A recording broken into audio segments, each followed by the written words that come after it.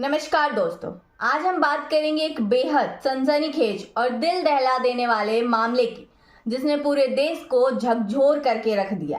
ये है मुस्कान सौरभ हत्याकांड की कहानी, जो प्यार, धोखे और क्रूरता की एक ऐसी मिसाल है जिसे सुनकर आपके रोंगटे खड़े हो जाएं। सबसे पहले बात करते हैं इस कहानी के मुख्य किरदार की। सौरभ राजपूत एक मर्चेंट नेवी ऑफिसर जो लंदन में नौकरी कर रहा था, और दूसरी ओर मुस्कान रस्तोगी, सौरभ की पत्नी, जिसके साथ उसने साल 2016 में लव मैरिज किया था। दोनों की एक 6 साल की बेटी भी थी, जिसका नाम पीहू है। बाहर से देखने में ये एक खुशहाल परिवार लगता है, लेकिन अंदर ही अंदर एक ऐसी साजिश पनप रही थी जिसने सौरभ की जिंदगी छीन ली। कहानी शुरू होती है 10 साल पहले, जब सौरभ और मुस्कान की मुलाकात सोशल मीडिया पर हुई। दोनों में दोस्ती हुई, दोस्ती प्यार में बदली और साल 2016 में दोनों ने शादी कर ली।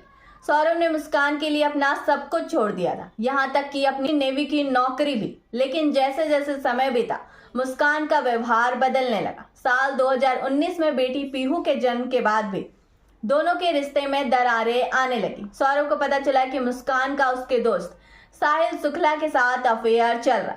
इसके बाद सौरभ ने साल 2023 में फिर मर्चेंट नेवी ज्वाइन की और लंदन चला गया। लेकिन यहाँ से कहानी ने एक खतरनाक मोड़ लिया। सौरभ के लंदन जाने के बाद मुस्कान और साहिल की नजदीकियां बढ़ती गई। दोनों ने सौरभ को रास्ते से हटाने का फैसला किया। पुलिस जांच के मुताबिक मुस्कान ने नवंबर 2024 से इस हत्या की प्लानिंग शुरू कर दी थी। उसने साहिल को अपने जाल में फंसाने के लिए उसकी अंधविश्वासी सोच का फायदा उठाया। मुस्कान ने स्नैपचैट पर फर्जी आईडी बनाकर साहिल को यह विश्वास दिलाया कि उसकी मृत मां उससे बात कर रही है और सौरभ की हत्या करने का आदेश दे रही थी। साहिल, जो इन बातों पर यकीन करता था, मुस्कान के बहकावे में आ गया। मुस्कान ने हत्या के लिए सारी तैयारियां की। उसने बाजार से 2 चाकू, नींद की गोलियां और एक ड्रम खरीदा। उसने गूगल पर नींद के इंजेक्शन तक सर्च की। योजना ये थी कि सौरभ को पहले बेहोश किया जाए, फिर उसकी हत्या कर 100 को ठिकाने लगाया जाए। 24 फरवरी 2025 को सौरभ अपनी बेटी पीहू के जन्मदिन के लिए लंदन से मेरठ लौटा। 25 फरवरी को मुस्कान का जन्मदिन था और 28 फरवरी को पीहू का। इन खास मौकों पर सौरभ अपनी पत्नी और बेटी के साथ खुशियां मनाना चाहता था, लेकिन उसे क्या पता था कि ये उसकी जिंदगी के आखिरी दिन होंगे।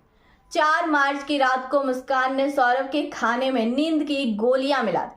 सौरभ के बेहोश होते ही साहिल घर में दाखिल हुआ।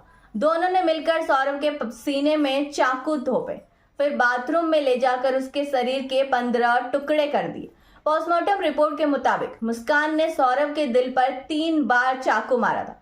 इसके बाद शव को एक नीले ड्रम में डाला गया और सीमेंट से सील कर दिया गया। हैरानी की बात तो यह है कि इस क्रूर हत्या के बाद मुस्कान और साहिल ने जरा भी पछतावा नहीं दिखाया।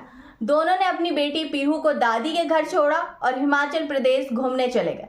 शिमला, मनाली और कसोल में दोनों ने 10 दिन बिताए। इस दौरान मुस्कान सौरभ के फेसबुक प्रोफाइल से तस्वीरें अपलोड करती रही ताकि किसी को शक ना हो।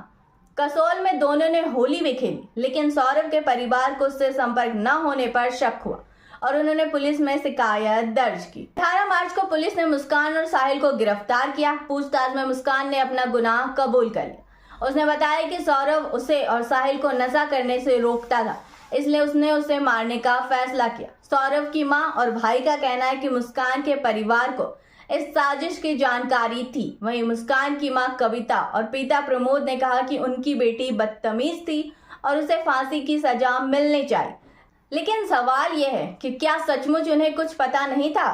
पुलिस अब इस मामले की गहराई से जांच कर रही है। दोस्तों, ये थी मुस्कान सौरभ हत्याकांड की पूरी कहानी। एक तरफ सौरभ का अंधा प्यार था जिसने उसे अपने परिवार से दूर कर दिया, और दूसरी तरफ मुस्कान की बेवफाई और क्रूरता जिसने उसकी जान ले ली। ये घटना हमें सोचने पर मजबूर करती है, रिश्तों में विश्वास कितना जरूरी है और धोखा कितना खतरनाक हो सकता है। आप इस बारे में क्या सोचते हैं, हमें जरूर बताएं। तब तक के लिए अलविदा।